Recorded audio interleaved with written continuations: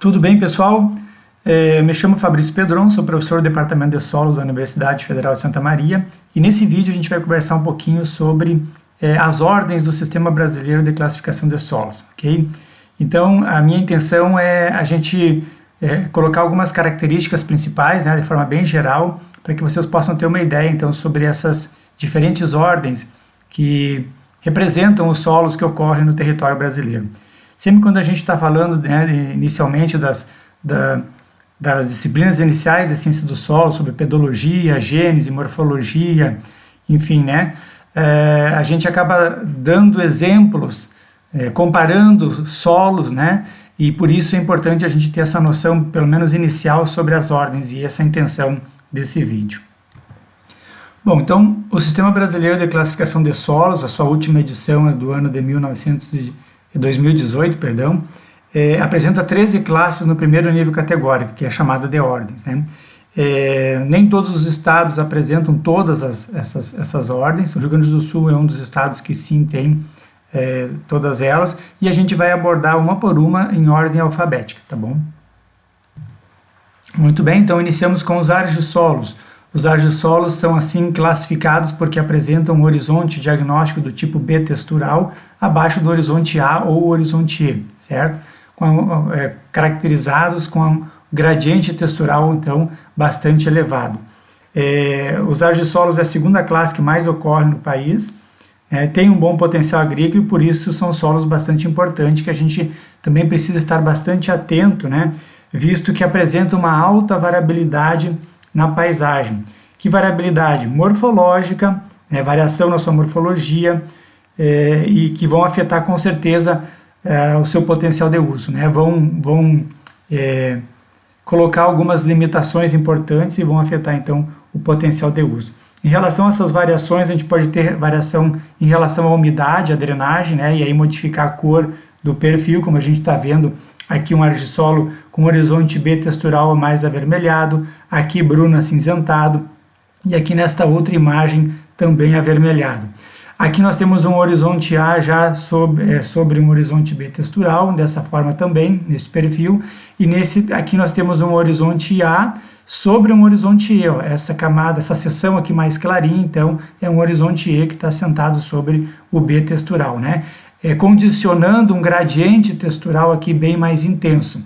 E esse gradiente textural vai dificultar a infiltração de água no B textural, a infiltração de raízes e vai, então, também potencializar a suscetibilidade à erosão do solo. Então, nós temos aí variação de textura, né? Nos argissolos é muito comum a gente ter essa seção superficial bastante arenosa, inclusive de textura arenosa mesmo, né? Os argissolos arênicos e espessarênicos, mas também podemos ter essa seção aqui, né, com teores de argila bem mais elevados e o horizonte B textural também. Sempre vai ter um gradiente textural elevado para caracterizar o processo de argiluviação, que é aquele onde a gente tem a perda de material fino aqui dessa porção superficial e deposição desse material argiloso, então, no horizonte B. Quando o horizonte B estiver mais próximo da superfície, né, as limitações do solo vão aumentar, dadas as dificuldades, muitas vezes, do sistema radicular entrar nesse horizonte B. Muitas vezes o solo vai apresentar caráter alumínico, então os altos teores de alumínio também vão dificultar essa infiltração de raízes, certo? Então todas essas variações, né, vão afetar a erosão, retenção de água, penetração de raiz, a própria fertilidade superficial. Quanto mais arenoso for o solo, menor, né, deve ser a fertilidade natural. E por isso a gente precisa estar bem atento, então, em relação a essa classe de solo, para perceber isso na paisagem, né, essa variação na paisagem, saber qual argissolo, que tipo de argissolo, qual a sua configuração morfológica ocorre para a gente tomar decisões corretas em termos de práticas de manejo. Os cambissolos são solos que se caracterizam como tal por apresentarem um horizonte diagnóstico chamado B incipiente. Tá? É um solo geralmente pouco desenvolvido, né? Apresentam variação desde pouco profundos até profundos, mas são solos que se caracterizam então pelo desenvolvimento incipiente, certo? Então é muito comum a gente encontrar esses fragmentos de rochas e saprolitos, né, no meio da massa do horizonte B, indicando que esse horizonte B ainda está em estágio de evolução, né, e pode conter até 49% aí de saprolito, né, ou material primário, né, junto neste horizonte. A variação em relação à umidade pode ser também bastante ampla, né, de bem drenado até imperfeitamente drenado, solos mais rasos, ó, com a presença da rocha e saprolito, né, próximo da superfície, e perfis então mais profundos, aonde a gente tem aí um horizonte B um pouco mais espesso. No geral, né, esses solos estão associados a neossolos rasos e são poucos profundos, com elevada quantidade de resíduo então no material de origem, material primário no horizonte BI, como nós falamos. Nos profundos, não apresentam características desenvolvidas para serem enquadrados como outras classes, né? Então, vai ter uma CTC elevada que impede que sejam B latossólicos, vai ter um gradiente textural muito pequeno, impedindo desse B textural e assim por diante. Ok? São solos que, por estarem associados muitas vezes a solos rasos e que apresentam uma elevada pedregosidade superficial e também ocorrendo em relevos mais declivosos, né, vão apresentar algumas limitações para o uso agrícola. Então, a gente também precisa ter um cuidado bastante grande em relação ao manejo dos cambissolos. Os chernossolos são solos especiais porque apresentam um tipo especial de horizonte A, certo? Associado à elevada fertilidade. No geral, os nossos solos são ácidos e pouco férteis, né? São solos mais intemperizados que têm baixa fertilidade.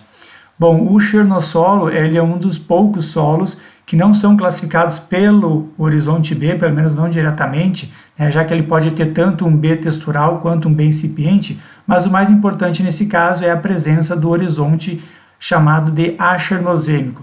Dá para ver que a camada superficial, né, essa seção superficial desses dois solos aqui, nas imagens, são bastante escuros, né? E essa é uma característica típica do horizonte achernozêmico. Então, é um horizonte que apresenta teores de matéria orgânicas razoáveis, né? Com saturação por base elevada, CTC elevada, então condicionando aí uma boa fertilidade natural, o que não é comum para os nossos solos, né? Por isso, antes de serem cambissolos ou argissolos, que também apresentam B textural bem incipiente, são enquadrados então como chernossolos, justamente para evidenciar essa informação bastante importante. Apresentam propriedades e profundidade variável, certo? Com saturação por base elevada e CTC elevado, como nós já falamos, né? Então, caracterizando mais uma vez solos com boa fertilidade natural. São solos então com bom potencial agrícola, desde que ocorram em paisagens, né? Em relevos que permitam um uso de forma segura. Eventualmente, esses solos também podem estar associados a solos rasos e em ambientes bastante declivosos, e aí limitando então o seu uso. Os espodossolos são solos que apresentam horizonte subsuperficial, né, diagnóstico do tipo B espódico, e apresenta essa característica de serem arenosos, né, e por isso também bastante frágil. Então vejam nas duas imagens, nós temos o horizonte A associado a um horizonte E, e aí o horizonte B do tipo espódico aqui em subsuperfície. Nessa outra imagem também, essa porção mais escura indica a posição do horizonte B espódico. Esse horizonte B espódico é formado por iluviação de matéria orgânica umificada e alumínio com sem ferro também associado. Então, faz parte do processo de podisolização, onde a gente encontra, né, a solubilização de material orgânico superficial e iluviação desse material e precipitação aqui em subsuperfície, acumulando então matéria orgânica em subsuperfície. É a única classe de solo que ocorre então um aumento, ou pelo menos acúmulo, né, de matéria orgânica no horizonte B. Por serem solos arenosos e esse processo de iluviação do material orgânico demanda uma elevada umidade, né? Um material bastante poroso e uma elevada umidade, por isso esses solos tendem a ocorrer associados a restingas litorâneas, né? Ou então a áreas abaciadas onde a gente tem essa condição de elevada umidade, flutuação do lençol freático ou do nível da água, associado a esse material arenoso. Na Amazônia existem áreas também bastante grandes com esse solo e geralmente predomina nas áreas litorâneas. No Rio Grande do Sul ocorre apenas no litoral gaúcho em pequenas porções. Tá? Então não é um solo expressivo, mas ele também ocorre aqui no Rio Grande do Sul. Por serem arenosos, né, e terem no caso, lençol freático associado e modificação, alternância do nível desse lençol, eles se tornam solos frágeis, certo? Com um comportamento muito parecido com neossolos quartzarênicos que a gente vai ver mais adiante. Então também são solos que demandam uma atenção muito grande para a utilização racional e preservação desses ambientes. Outra questão importante que a gente não pode deixar de destacar é que esses ambientes de restingas, né, ou áreas alagadiças, são áreas ecologicamente importantes e que precisam, né, de uma atenção, principalmente em relação à preservação, bastante grande. Os gleisolos são solos que geralmente ocorrem em áreas de baixadas, né, que no Rio Grande do Sul nós chamamos de várzeas, então planícies onde ocorre acúmulo de água, né? Então são solos formados pelo processo de gleisação, apresentam um horizonte glei sobre ambiente hidromórfico, onde boa parte do tempo esse solo vai estar saturado com água, então é um solo que está associado a uma saturação permanente ou mesmo temporária, né, e que apresenta uma ampla variação textural. Nós temos perfis de gleisolos todo arenoso, perfis de gleisolos todo argiloso, como é o essa imagem aqui da direita, certo? Um perfil todo argiloso, esse da esquerda é todo arenoso, mas a gente também encontra, né, gleisolos com gradiente textural, com a presença de horizonte B textural associado ao horizonte glei. Nesse caso, né, com a ausência de mudança textural abrupta que vai caracterizar os planossolos, que a gente vai ver na sequência. Mas a presença do gradiente textural um pouco mais elevado, ela é possível. Geralmente são solos que apresentam essa matriz, né, escura, acinzentada, um cinza mais claro ou mais escuro, né, ou muitas vezes uma coloração preta também, né, com presença frequente de mosqueados que caracteriza essa flutuação, né, da saturação hídrica e mobilização, concentração de dióxido de ferro. Nem sempre os mosqueados ocorrem, mas eles são muito comuns nesse tipo de processo de formação, processo genético. E aí esses solos apresentam as limitações, né, inerentes ao excesso de água. Então são solos que vão ter problemas de mecanização ou vão demandar, né, práticas que viabilizem então a mecanização, a adaptação de espécies que nem todas se adaptam a esse tipo de ambiente e muitas vezes vão exigir então drenagem para que possam ser utilizados. Também não dá para deixar de esquecer de informar, de lembrar que esses solos, né, nestas áreas mais encharcadas, mais úmidas, geralmente têm também uma importância ambiental bastante grande, muitas delas são consideradas como áreas de preservação permanente, por isso a gente tem que ter também um cuidado no uso destes solos. Bom, os latossolos são, né, os solos que apresentam maior área de ocorrência no Brasil, são solos que apresentam um horizonte do tipo B-latossólico, né, que está associado ao processo de latolização, que indicam solos geralmente profundos, com textura fina, ou seja, solos argilosos, altamente intemperizados, então com baixa fertilidade natural, geralmente associado a uma elevada acidez, né, com baixo gradiente de cor. A gente pode olhar nas imagens aí que é difícil visualmente de separar o horizonte A do horizonte B, certo? Justamente por esse baixo gradiente de cor, são horizontes então mais homogêneos, né? E também baixo gradiente textural. Diferente dos argissolos, que o horizonte A, né, tem uma textura diferente do horizonte B, aqui nos latossolos a gente tende a ter um gradiente bem pequeno, né? São solos que apresentam boa porosidade, né? Então uma estruturação física muito estável, e só tem esses problemas então químicos que precisam ser corrigidos. Em áreas bem drenadas tendem a ser avermelhados com a presença da hematita, em áreas mais úmidas então a gente encontra os latossolos brunos ou eventualmente latossolos amarelos. E esse aqui é o exemplo de um latossolo que ocorre em altitude aqui no Rio Grande do Sul, então com teores de matéria orgânica mais elevados no horizonte A, por isso então um pouquinho mais fácil de separar, né, o horizonte A do horizonte B latossólico. Mas no geral são solos, então, principalmente nessas condições de boa drenagem, aonde a gente tem uma dificuldade maior de separação desses horizontes. Claro que tirando amostras de diferentes porções do solo fora do perfil, a gente consegue perceber sem muita dificuldade a variação de cor. Mas no gradiente do perfil fica bem difícil de ver. Então são solos que têm um elevado potencial agrícola, certo? Ocorrem em relevos, né, predominantemente suave ondulado até ondulado, eventualmente forte ondulado, e que demandam práticas de correção da acidez e adubação para melhoria da qualidade da química, né, do solo, e principalmente práticas de manejo conservacionista para evitar a erosão. São solos facilmente, né, que se compactam muito facilmente com manejo inadequado, aquela compactação superficial proveniente do manejo, né, incorreto do plantio direto. Então, isso pode potencializar a erosão em sulcos e até mesmo o sorocamento se, né, o produtor descuidar. Então, por isso são solos que, mesmo sendo profundos, bem porosos e argilosos, demandam práticas de manejo para o controle da água, certo? E para a manutenção da qualidade física desses solos. Nessa imagem aqui nós temos um barranco com latossolo erodido e uma espécie arbustiva, né, com desenvolvimento radicular quase que perfeito em profundidade, indicando a alta porosidade, né, natural desses solos. Então, naturalmente, esses solos praticamente não oferecem resistência à infiltração de raiz, mesmo sendo bastante argilosos. A gente tem aqui no Rio Grande do Sul latossolos que chegam a quase 90% de argila. Então, a questão é como nós manejamos, né, e alteramos as condições físicas. Por isso, cuidado, atenção especial para que a gente mantenha essa qualidade física do solo, o que beneficia muito os sistemas produtivos.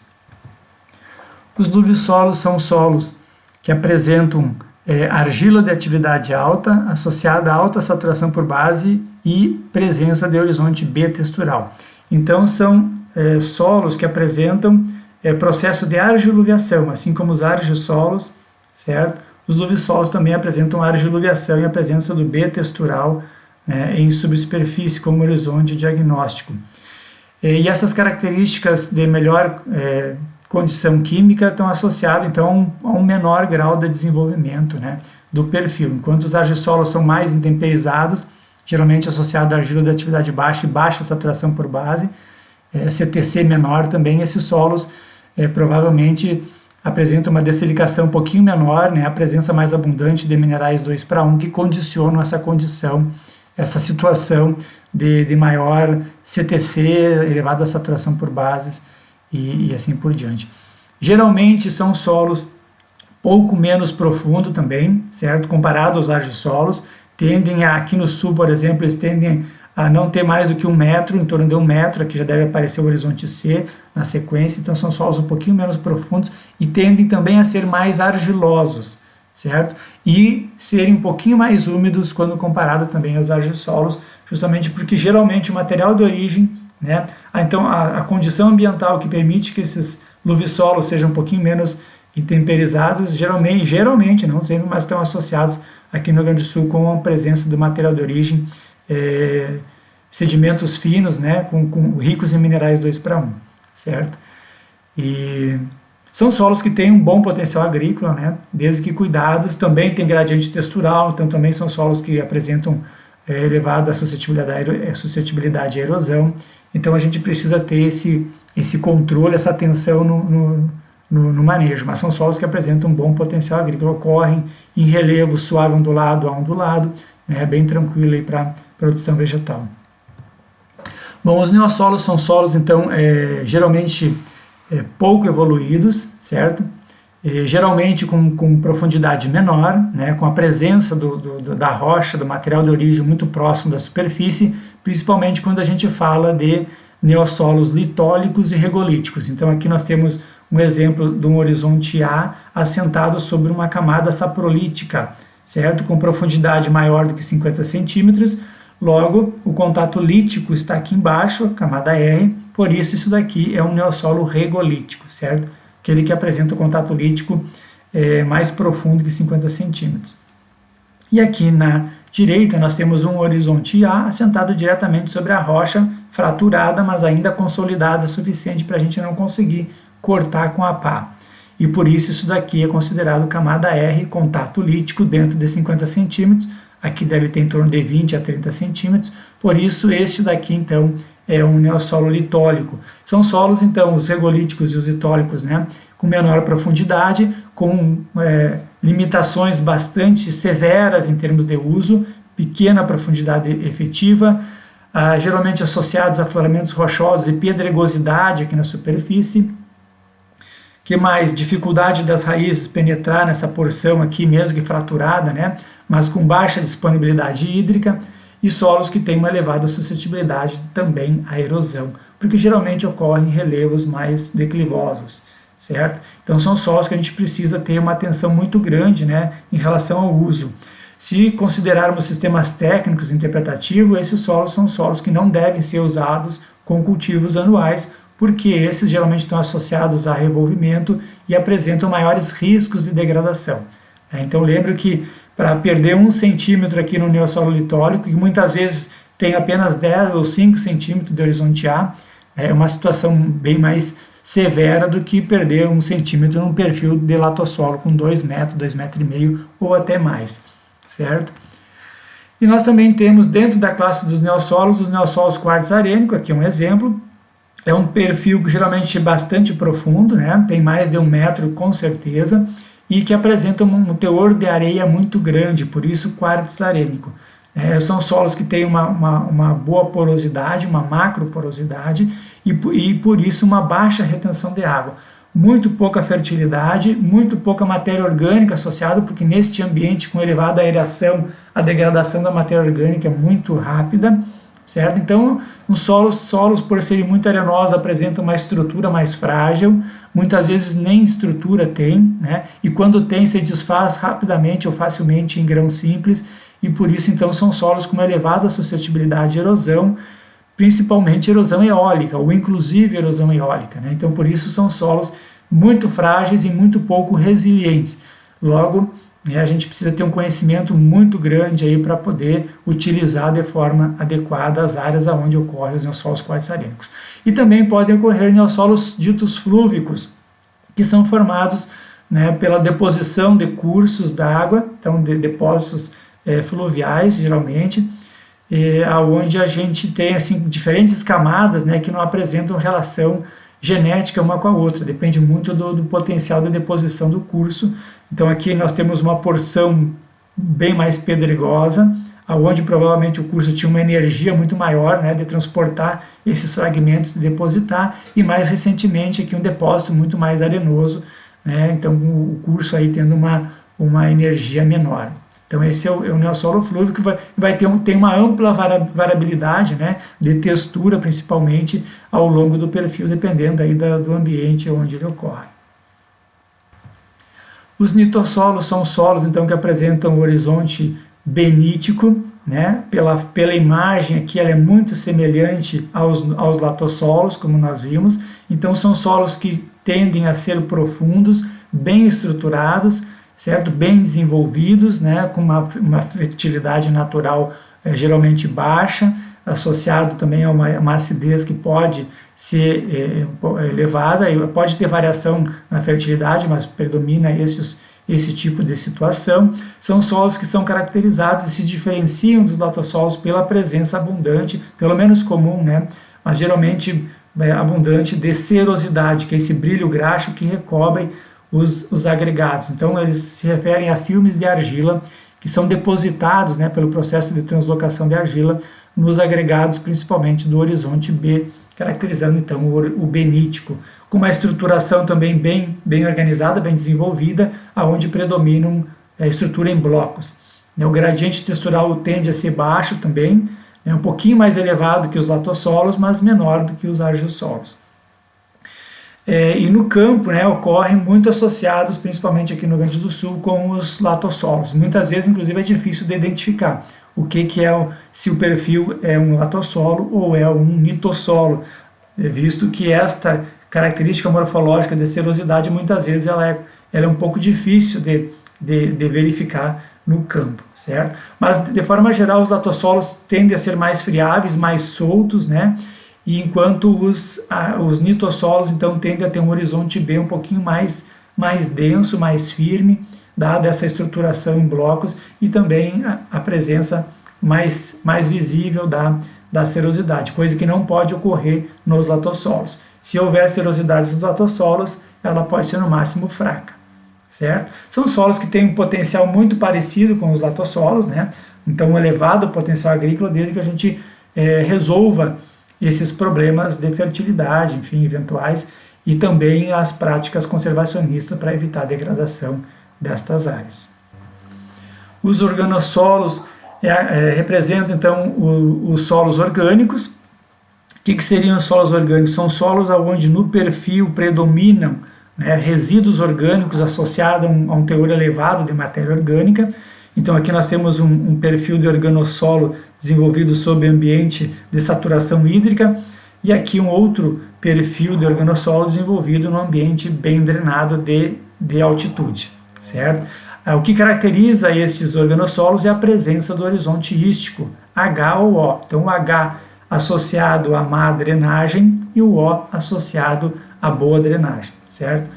A má drenagem e a boa drenagem é frio, né? Porque para haver acúmulo de matéria orgânica em condições de boa drenagem precisa ser bastante frio para que a atividade biológica não tenha condições de degradar essa matéria orgânica, certo?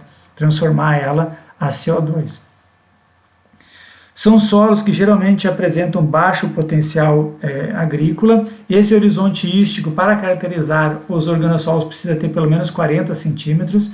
Então, para ter uma espessura mínima para condicionar os organossolos, a classe dos organossolos. Variam, então, de bem a mal drenado, certo? E, geralmente, o potencial agrícola, como estávamos falando, ele é baixo, certo? Porque nas condições de má drenagem, vai precisar drenar para que esses solos sejam utilizados. Na drenagem desse material, a aeração vai proporcionar uma degradação bastante rápida dessa matéria orgânica, promovendo a subsidência do terreno, certo?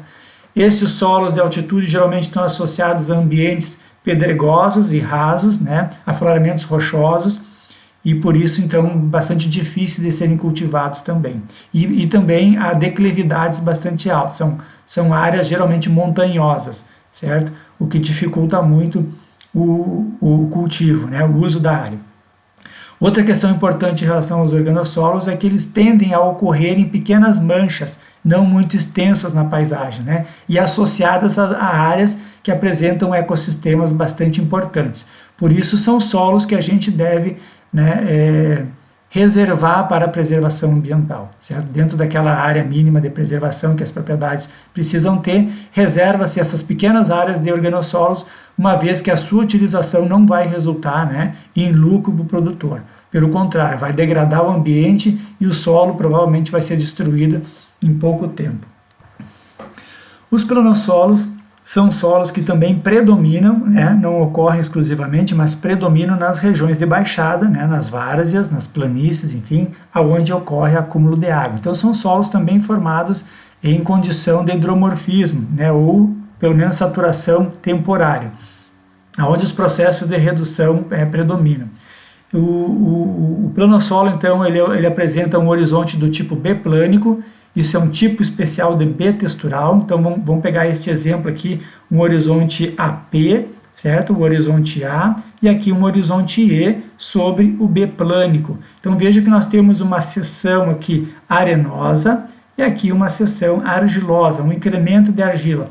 Ou seja, nós temos nestes perfis de planossolos o processo de argiluviação, geralmente associados à gleisação. Então veja aqui a presença de mosqueados, coloração de matriz acinzentada, indicando a saturação hídrica neste ambiente. Mas esse processo de argiluviação então forma como se fosse um B textural, que recebe esse nome especial de B plânico, dada essa condição de paisagem e específica de gênese. Para ser planossolo, o perfil precisa apresentar mudança textural abrupta, ou seja, ele precisa mudar rapidamente, praticamente dobrar o teor de argila aqui do horizonte E ou A para o horizonte B, certo? Então aqui a gente tem um horizonte, um planossolo bastante típico aqui da região da depressão central, certo? Com a seção superficial bastante arenosa, muitas vezes com textura arenosa mesmo, e um horizonte biplânico aqui com textura argilosa. Mas a gente tem variações morfológicas, aqui o horizonte A e aqui já o biplânico, né, com os mosqueados também bastante evidentes. Mesmo não tão claro, aqui a gente tem né, a mudança textural abrupta que caracteriza o planossolo. E aqui um outro planossolo, também aqui do Rio Grande do Sul, com o horizonte A, e aí o horizonte biplânico aqui bem claro, né, bem evidente. Aqui neste caso é a unidade Mangueira, que ocorre no litoral gaúcho, e com presença de sódio, né, e por isso aqui estruturas colunares bastante típicas desses ambientes com sais, né, principalmente o sódio. São solos que apresentam as limitações de solos típicas de solos com excesso de água, certo? E aqui no Rio Grande do Sul são solos que têm elevado potencial para o cultivo do arroz irrigado, visto que esta camada arenosa, ela, uma vez encharcada, né, associada a esse gradiente textural elevado, esse biplânico, né, que age como limitação à infiltração, à drenagem da água. Então, quanto mais argiloso e maior for o gradiente textural, geralmente maior é a limitação para que essa água seja perdida, e aí facilita a manutenção da lâmina d'água, né, para o cultivo do arroz irrigado. Se o biplânico estiver mais próximo da superfície, melhor ainda, porque o produtor gasta menos água ainda para irrigar a sua lavoura. Então, esta variação ela é bastante grande, né? Outra questão importante, os planossolos ocorrem muito associados com os gleisolos nas nossas várzeas, então por isso o levantamento de solo em escala detalhada é importantíssimo para que a gente possa identificar essa distribuição espacial dessas diferentes ordens, certo? Para que a gente possa então tomar decisões, né, de manejo de forma mais adequada, evitando erros, né, que possam aí limitar a produtividade, enfim, né, a manutenção da qualidade, a sustentabilidade do sistema produtivo. Os plintossolos, então, são solos que apresentam, são caracterizados pela presença de um horizonte plíntico, concrecionário ou litoplíntico, certo? Todos eles associados à flutuação de umidade no perfil e segregação de óxido de ferro. Então veja essas nodulações vermelhas que aqui num zoom está mais visível, são áreas de concentração de óxido de ferro. Então há um excesso de umidade nesse ambiente, fazendo com que os óxidos sejam reduzidos, né, e conforme encontram posições com taxa de oxigênio maior, ou então com uma modificação aí, uma oxigenação da camada, acabam precipitando novamente de forma concentrada, formando esses nódulos que nós chamamos de plintitas, quando macios, certo? E que quando endurecem com os ciclos de umedecimento e secagem, endurecem irreversivelmente, né, se transformam nas petroplintitas, também chamadas de concreções ferruginosas. Então a presença abundante de plintitas ou petroplintitas acabam formando estes horizontes chamados de plínticos concrecionários ou litoplínticos, conforme o sistema brasileiro, e caracterizam então os plintossolos. Então vejo aqui a presença de plintitas, né? Aqui também dá para perceber petroplintitas, e nesse outro perfil o predomínio de plintitas, então no horizonte B. É comum a gente ter plintossolos que apresentem horizonte do tipo B textural também, os plintossolos argilúvicos, né? Mas são classificados como plintossolos justamente para evidenciar essa informação importante, que é a presença dessas feições morfológicas que nós chamamos de plintitas ou petroplintitas, que geralmente promovem limitações ao uso dos solos, associadas à penetração de raízes e à retenção de água.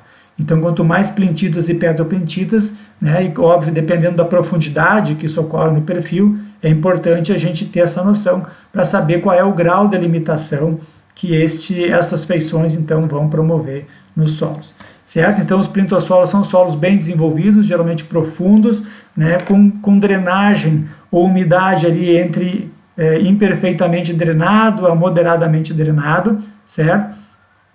Para que a gente tenha umidade suficiente para promover essa agregação de óxido de ferro. E são solos que têm potencial agrícola, né, relativamente bom, principalmente quando a gente tem a presença desses horizontes em uma profundidade maior, certo? Mas para isso a gente precisa também identificar, né? Então, mais uma vez, levantamentos de solo são fundamentais para que a gente possa conhecer a área e tomar decisões mais assertivas em relação ao uso do ambiente.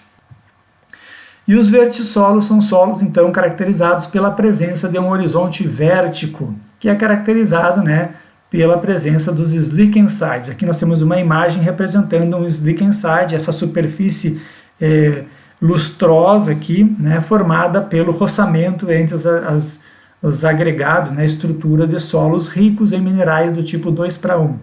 No nosso caso aqui são minerais do grupo das esmectitas, né, principalmente a montemorilonita e as vermiculitas. São minerais que apresentam comportamento expansivo e quando úmidos, então, expandem o material, quando seco, contrai, e essa movimentação de expande e contrai promove, principalmente na expansão, o roçamento entre as estruturas, formando os slickensides.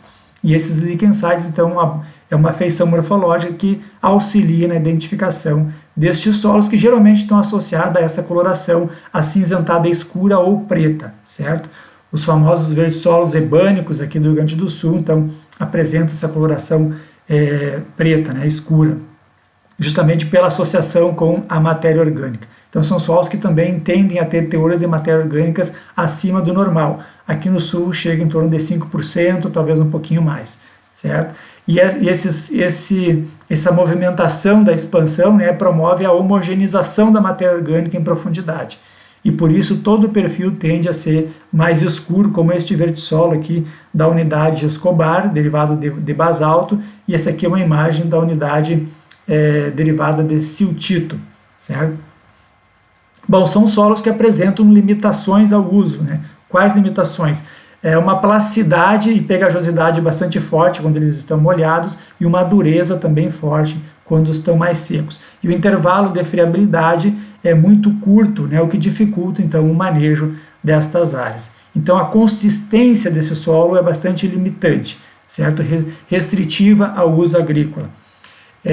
Apesar de serem solos que apresentam, por apresentarem uma mineralogia predominantemente 2:1, né, vão ter então elevada fertilidade natural, com exceção do fósforo, certo? Alta CTC, atividade de argila alta, enfim, alta saturação por base, então são solos quimicamente muito bons, tá? Mas que fisicamente vão imprimir aí limitações ao uso, principalmente se for uso com culturas de sequeiro. Então aqui no sul, esses solos têm um ótimo potencial para pastagens naturais, né, com uma boa, devido à fertilidade, tem uma boa composição botânica, uma boa qualidade de pastagem, e também, eventualmente, são utilizados para o cultivo de arroz irrigado, certo? Que já imprimem limitações ao manejo mesmo para o arroz irrigado, certo? Dada a plasticidade e a pegajosidade desses materiais. São solos relativamente argilosos, né, tendem a ter mais de 50% de argila, e por isso são solos ditos pesados, né, demandam aí uma potência de equipamento bastante alto para serem trabalhados.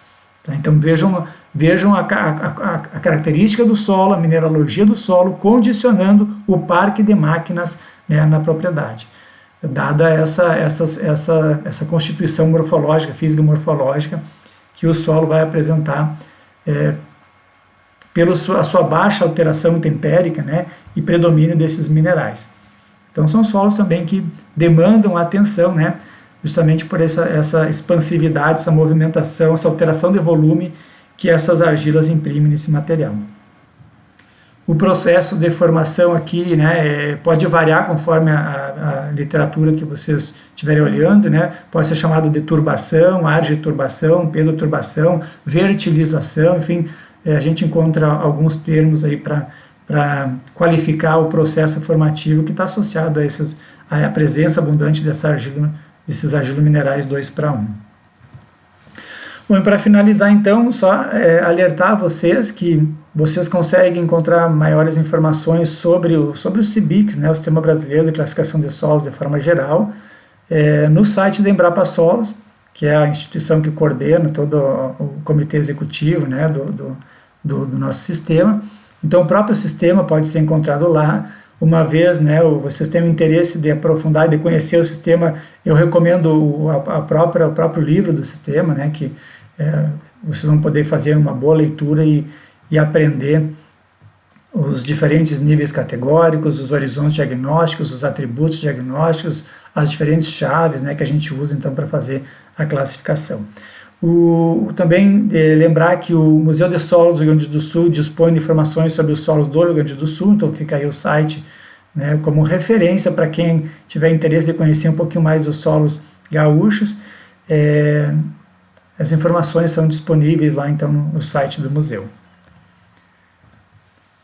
Agradeço a oportunidade, aí um grande abraço, espero que vocês tenham aprendido um pouquinho sobre as diferentes ordens, né, que o nosso sistema brasileiro apresenta.